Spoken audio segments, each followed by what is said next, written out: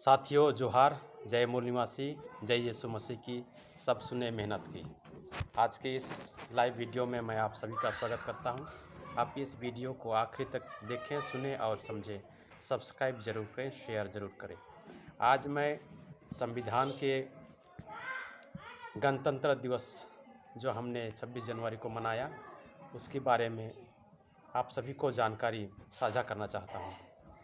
संविधान जो बना भारत देश में 1950 को 26 जनवरी में लागू हुआ और हम 26 तारीख को गणतंत्र दिवस मनाए, जो 73वां वर्षगांठ के रूप में पूरे भारत देश में भारतवासियों ने गणतंत्र दिवस मनाया। लेकिन साथियों, हम साधारणतः यही पाते हैं कि गणतंत्र दिवस के नाम से जो हम त्यौहार मनाते हैं, ये संविधान के हक अधिकार और जो हमारे लिए मौलिक अधिकार दिए गए, कर्तव्य दिए गए और देश की शासन व्यवस्था को इसमें लिख करके दिखाया गया है, उसकी जानकारी हमारे इस झंडे की सलामी को दे करके लोगों के बीच में साझा करने का काम होना चाहिए। वह नहीं हो पाया। कारण यह है कि हम संविधान के बारे में नहीं जानते हैं। शायद ऐसी बातें हो सकती है, इसलिए मैं अपनी जानकारी को आप लोगों के साथ में साझा करना चाहता हूँ। तो साथियों, संविधान के जनक कौन है? डॉक्टर भीमराव अंबेडकर नाम है उनका, और उन्होंने भारतीय संविधान को लिखने में अपनी जिम्मेदारी बखूबी से निभाई और भारत देश में संवैधानिक व्यवस्था को लागू किया। इसको हम जानने के लिए जाएंगे।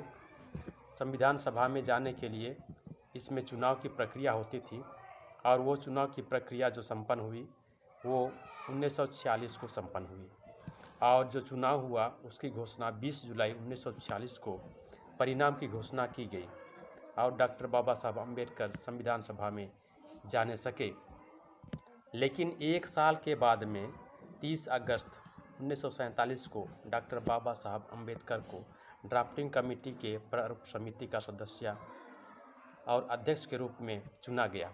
ये एक साल के मध्यांतर में साथियों, हमें ये जानना चाहिए कि इतना दिन तक, चूँकि संविधान सभा का चुनाव होने के बाद भी इसका प्रक्रिया आगे तुरंत नहीं बढ़ पाया। इसका कारण क्या है? इसका कारण यही है कि संविधान को लिखने के लिए लोग नहीं मिल रहे थे।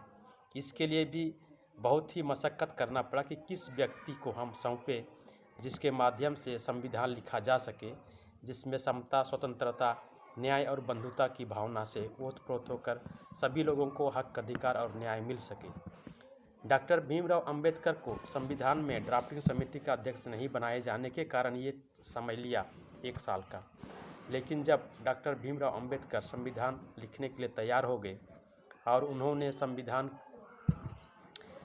सभा के ड्राफ्टिंग कमेटी के रूप में अध्यक्ष चुने गए, तो इसके साथ में 6 व्यक्ति और थे जिसको हम लोग ड्राफ्टिंग कमेटी के समिति के रूप में जानते हैं। और उन लोगों का नाम है डॉक्टर भीमराव अंबेडकर अध्यक्ष, दूसरा है अलादी कृष्णा, तीसरा है एन गोपाला स्वामी अयंगर, चौथा है के एम मुंशी, पाँचवा है सैयद मोहम्मद सादुल्ला, छठवां है BL मित्र और सातवां है DP खेतान। ये थे संविधान प्रारूप समिति के सदस्य। अब हम जाएंगे कि इन लोगों ने डॉक्टर भीमराव अंबेडकर को संविधान लिखने में कितनी सहायता की। यदि हम इसको ध्यान नहीं देंगे तो हमें यह पता नहीं चलेगा कि संविधान सभा में जो समिति के सदस्य थे, क्या उन्होंने पूर्ण रूप से सहयोग दिया या नहीं दिया। चूँकि हमें बताया जाता है कि डॉक्टर भीमराव अंबेडकर ने अकेले संविधान लिखा। ये बात सच है और हमको आज इस बात को जानना और समझना जरूरी है। मैं उसको संक्षिप्त में बताना चाहूँगा। संविधान के निर्माण में कितना योगदान दिया गया, उसके लिए हमको ये पुस्तक है, उसके माध्यम से मैं बता रहा हूँ। डॉक्टर बाबा साहब अम्बेडकर की संक्षिप्त जीवनी में दिया गया है और उसमें ये पहला मीटिंग जो हुआ, मीटिंग होने के बाद में BL मित्र ने त्याग पत्र दे दिया था। त्याग पत्र देने के बाद में उसके स्थान में DP खेतान, जिसको उसके स्थान पर दिया गया था, और उसने भी कुछ दिन के बाद में उसका भी देहांत हो गया था। उनका स्थान नहीं भरा गया और एक सदस्य ने राज प्रबंध की समस्या से निवृत्त नहीं हो सका था, इसलिए वे अपनी समय नहीं दे पाए। और 2 सदस्य दिल्ली से बहुत दूर में रहते थे, इसलिए वे नहीं आ सकते थे। और एक सदस्य जो था अपना स्वास्थ्य खराब होने के कारण काम में भाग नहीं ले सकते थे। इस तरह से संविधान निर्माण का पूरा दायित्व डॉक्टर भीमराव अंबेडकर के कंधों में टिका हुआ था। तो साथियों, इस प्रकार से हम देखते हैं कि डॉक्टर भीमराव अंबेडकर ने संविधान का ड्राफ्टिंग करने के लिए, संविधान का प्रारूप बनाने के लिए अपनी ज़िंदगी को एक प्रकार से समर्पित कर दिया था कि वो संविधान लिख करके ही अपना काम सफल बना सकेंगे, ऐसा उनका विचार था। और उन्होंने अपने बचपन में ही हमारे देश में जो भेदभावना है उसके विरोध में लड़ चुका था पढ़ाई के समय ही। और वे जानते थे कि हमारे देश में किस प्रकार से हक अधिकार को छीन लिया गया है, हमारे SC ST OBC और माइनॉरिटी के लोगों को हक अधिकार नहीं दिया गया है। इसलिए उन्होंने संविधान को लिखा और उसको लिखने के लिए करीब 2 साल 11 महीने 18 दिन का समय लगा। और इसको उन्होंने संविधान सभा के समिति को सुपुर्द कर दिया। और यह समय जो था 25 नवंबर 1949 को, और 1949 को जब सुपुर्द किया गया तो उसमें सभी संविधान सभा में जो सदस्य थे, 300 प्लस सदस्य थे, उन्होंने इसको अंगीकृत, अधिनियमित और आत्मर्पित किया और साइन किया इसमें कि हम इस संविधान के आधार पर इस देश को संचालन करेंगे। और इसके बाद में बातें ये रही कि संविधान सभा लिखने के बाद में जो सरकार थी, कांग्रेस की सरकार थी, उन्होंने संविधान की जो व्यवस्था थी उसको लागू नहीं किया। क्यों?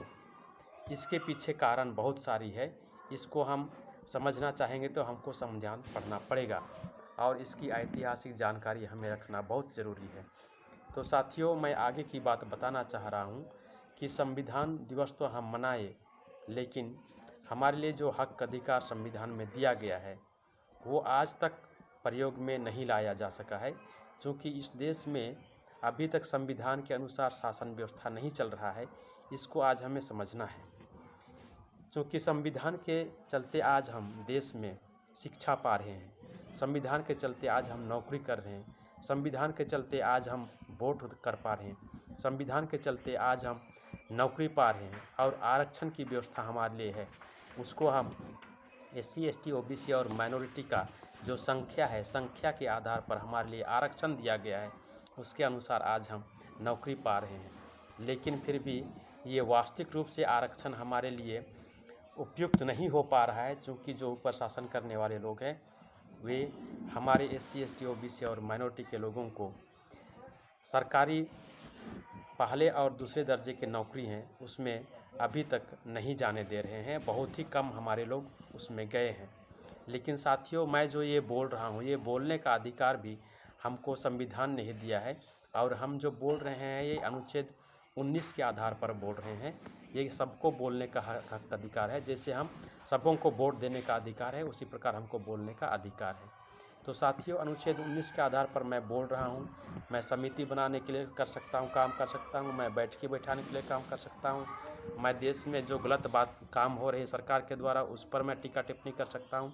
सभी लोगों को ये हक अधिकार है। इसलिए साथियों, इस पर हम लोगों को चर्चा करना चाहिए। डॉक्टर भीमराव अंबेडकर ने अपने पूरे जीवन लगा दिया इसको लागू करवाने के लिए, लेकिन उनको भी सरकार में आने का मौका नहीं मिला, क्योंकि उनका जो पार्टी थी लेबर पार्टी, वो जो पहला चुनाव हुआ 1952 में लोकतंत्र व्यवस्था के ख्याल से, तो उनकी हार हो गई।